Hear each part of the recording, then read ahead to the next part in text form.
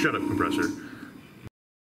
Hey everyone, Matt here with Dukes Models, and welcome to another installment of Questions and Answers and Rants.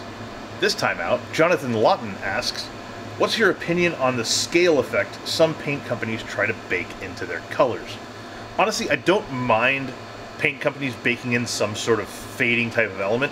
I have more of a problem with calling it scale effect, because scale effect is, at least in terms of the specific art sense, much more of a comparative thing. It's more of a conveying depth and distance in two dimensions. So with a painting, you would paint trees further away from the foreground, lighter and more desaturated colors to convey distance, to convey that sort of atmospheric haze that lays over things. We're building a single focus three-dimensional object. Scale effect is fucking stupid for that. You know, how do you scale effect a white T-38 Talon? How do you scale effect a red Ferrari? Do you make it pink? How do you lighten and desaturate white? How do you do it with bare metal?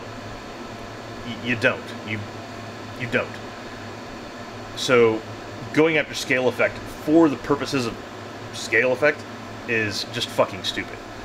Now, if they want to offer, say, faded olive drab or faded rubber or faded black, cool, I'm all for that, because all kinds of things fade, and having access to pre-faded colors for that reason is super useful, just because it saves a little bit of time in the mixing.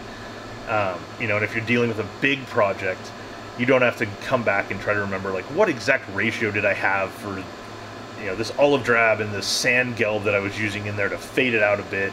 And if you fuck it up and you get the ratio slightly wrong, it shows differently on the subject you're working.